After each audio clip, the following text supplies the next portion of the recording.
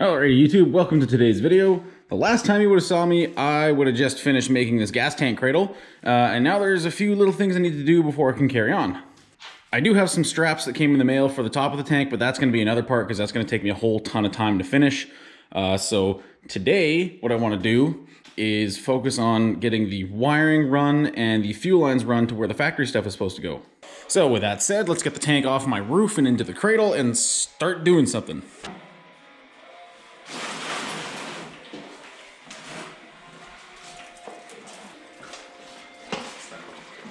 Watch the fingers. Beauty. Right around there. Now I can get this stupid glove and this tape off of here. And then I'm going to need to straighten these lines out this way just a touch to make my life a little bit easier. And I'm also going to need to, looks like, cut these ends off. I can put rubber hoses on them to connect to the factory lines. And then obviously the fuel tank wiring, I can put a ground for that somewhere that'll reach probably over here.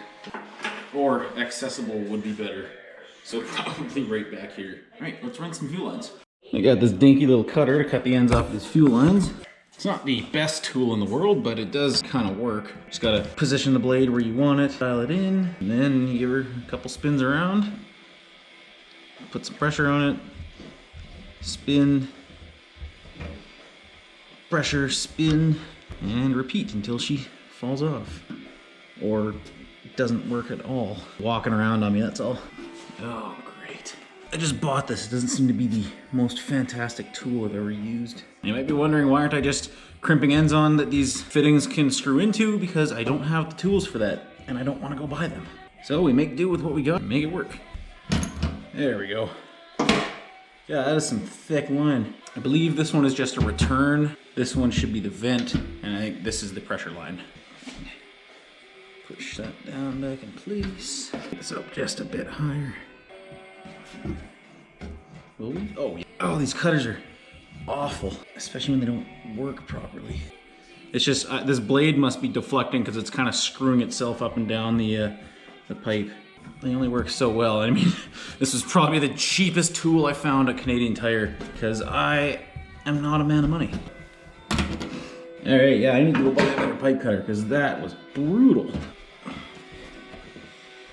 All right, let's see if I can just hand bend these lines a little straighter, just so they're not going straight over my cross member over here. I'd rather them come in from the frame rail here so I can keep it nice and tight and nice and close. And for that I have these god-awful things. And there's a couple sizes in here. Find which one of these will work the best for each. These are kind of just meant to put over a tube so you don't kink them as you bend them. They're not the greatest things in the world, but I mean, they work. Let's see. Stuff over this guy. Use our muscly boy fingers to... Oh, that's a strong line, dude. That might not be happening. Yikes, I might have to bend that with some pliers. I overestimated my strength. I'm just gonna twist in that sending unit. Great, we'll get a set of pliers. Look, you win some, you lose some, and I lost some. Some tape around this to protect the line from destroying. All right, let us see how these do. It is kinking that line a bit though.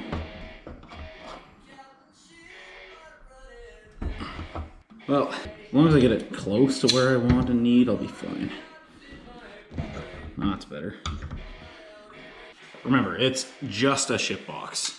This thing ain't no 1,000 horsepower high performance car. It is a garbage pile of crap that I'm building in my garage. Alright, that worked pretty good. It did kink them a little bit, but I'm fine with it. A little better for me. I think we're fine. Now I'm gonna be cutting it kind of close for length here. I have some pieces of fuel line, well, line in general, not necessarily made for fuel, but I'm gonna use it for fuel. And factory lines are here. What I'm gonna do here is remove this clamp, cut them off in the frame rail underneath there, And then I'm probably gonna just use some unions to join them together because that's all I have to really work with. The best method would be running brand new line from front to back, but a roll of line that's rated for fuel is like hundreds of dollars and I need 3. My wallet doesn't want to cover that. Like I said, it's a shit box. It's gonna be good enough for me. I don't care. Worst case, I'm gonna cut these off, and then when these lines get close enough, I'm just gonna butt them together as close as I can get, double clamp them with rubber hose, and it should be fine. I've used double clamps on a lot of stuff, and if you look from factory, actually, all of the factory lines are double clamped. They don't have any fittings up here, so it's gonna be fine either way. That fitting fit in? Just, wow, I cut that slot perfectly. Take a look at that. I just kind of eyeballed the size of the slot, but that fitting just fits through it. That couldn't have been more perfect. So, as just like a rough idea. So that one is currently reaching exactly where it needs to be. I have this much extra that I need to swing over, which I think is pretty much perfect. That couldn't have lucked out any better. What I'm gonna do is cut one of the ends off of this because, as you can see, I cut it off of here. Just gonna have rubber hose joining it, and then we'll start from the other end, bending it through the frame rail, making it look nice, and then we'll figure out a way to secure it after. There we go. All the ends are cut off those fuel lines. Now I can start stuffing them through the frame with a nice bend to them, and then I can start doing all the wiring that goes back to the fuel tank. I have also decided for right now that I'm just gonna be running the 2 biggest ones because this one is just a vent for a charcoal filter. So it's feed, return, and then vent. That one is meant to run up to here, to this guy, which goes to a canister, which then goes to your engine to be burnt. All the fumes from the tank basically just vent and then they get reburnt in the engine. That system isn't hooked up on my truck, so I'm just gonna leave it and then have the tank vented somewhere in the rear and just call it good. Just kidding.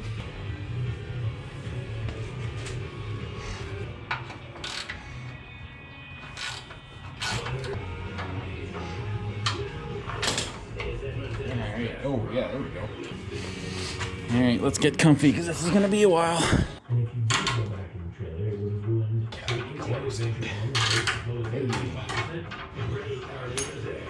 Yeah, so even though it looks rusty, this line is actually nice on the inside, so I think we're fine to use that. Oh, there we go. I just need to find a way to secure these to the frame later, and I think we'll be fine. Around that range, we need to make a bend. I need something to scratch that.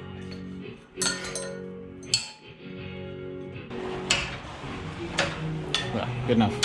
There's my mark right there. So I'm straight up just gonna eyeball this. Hey.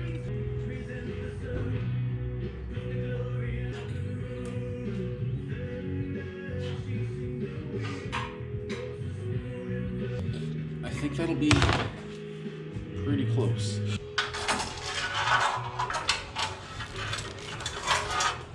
Look at that, that is beautiful. Okay, well, kind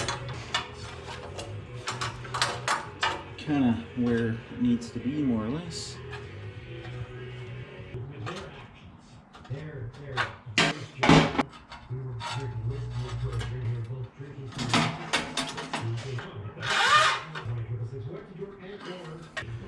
That will work perfectly. No, it's not perfect, but I'm going to tweak the end there to make it match to those lines there. And it runs all the way through the frame, up, and to the old lens. So I'm going to bend that big one the same way and then come back once that's done. All right, spoiler alert, it looks like trash, but it's functional. They're just kind of bent in here and they're sitting loosely. It looks like garbage, but when they're tied down and they're hooked up, it doesn't really matter. They're not going to hit the tank. They're not going to hit anything else. It'll be fine. I just clipped the end off of this guy. Ooh, is that leaking water out of it? Nice. So I can repair my idiocracy of melting parts of it in pieces. And this is getting replaced with this nice, sorry, that's 2-wire cable. This nice 4-wire cable. The 2-wire I'm going to be splicing in with obviously just a little plug so it can be removable. And I'm going to be running that all the way back to the fuel pump and level sensor, and then the other one is for all the lights in the back of the truck. These are just, I think they're called weather pack cables. They're nice, they have little rubber seals so they keep water out of them. Pretty simple. They use a special kind of crimper, barrel crimper, rollover crimper, whatever you want to call it. And you just put them in here and boop, crimp it to the wire and you're good to go. So let's shove all that off to the side. We'll start with the 2-wire cable because it's going to be nice and easy. It's just going to be splices. I don't have to solder anything. Well, I guess I don't really need to solder anything for the other one either. Oh no, I do, because I need to use this end on the rear, the 4-wire. So that's going to be soldered on. I could just change this end entirely. Yeah, I'll reuse it. Strippers and a little utility knife. I don't have a proper tool for this at home. I have it at work. I just forgot to bring it. So we'll be a little more careful. There we go. What is this? 14 to 14.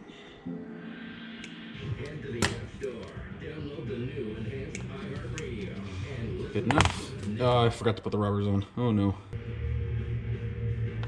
1 and 2. Now these are designed so that you put the wire in here.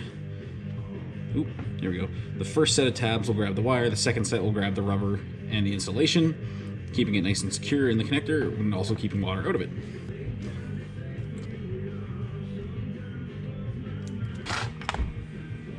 Oh shit, is that the right pin? Ooh, hang on. This has a... Yeah, this is a female plug with male pins, so I need a male plug with female pins. Oh, why didn't I look at that first? Let's test how good my crimp was.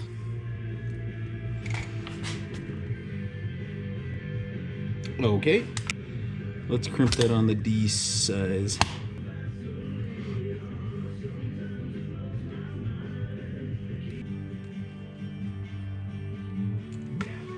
Alright, I'm going to be taking a little bit of a gamble because the colors of my truck don't exactly match the Blazer tank. So, this isn't really important which pin goes in what. It's fine. Click. Alright, let's see. These are pink and brown. I want to say pink should be for the level sensor and brown should be power to the fuel pump. And on this guy here, this plug has purple and gray. So I want to say pink is probably going to correspond to purple. And then the ground's just ground on the frame somewhere. I can get this plug through here as well. Yeah, okay. Yeah, we'll just kind of run it along the frame to there. And if my theory is correct, we will put pink to purple, so black will go to purple, and white will go to gray. I can verify this afterwards. I have to plug my battery in and turn the key on. So I'm gonna pull this out, put the end on it. I'm gonna do the same thing for the taillight harness, and I'll come back once all that's done. Alrighty, we got the new plug on the 4-wire end now. I got these ends stripped. I have this big piece of heat shrink to cover everything up once it's done. And then I have these little pieces to do all the wires with once they're soldered.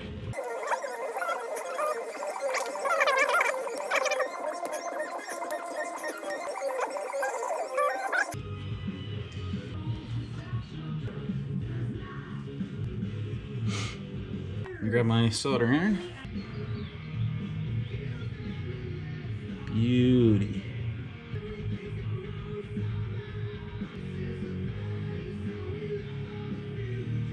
The focus is probably awful, I'm sorry. A lot of people love to just soak the thing with solder, but you don't need to do that. That's all you need. Not the best, not the worst. It'll do for what I need.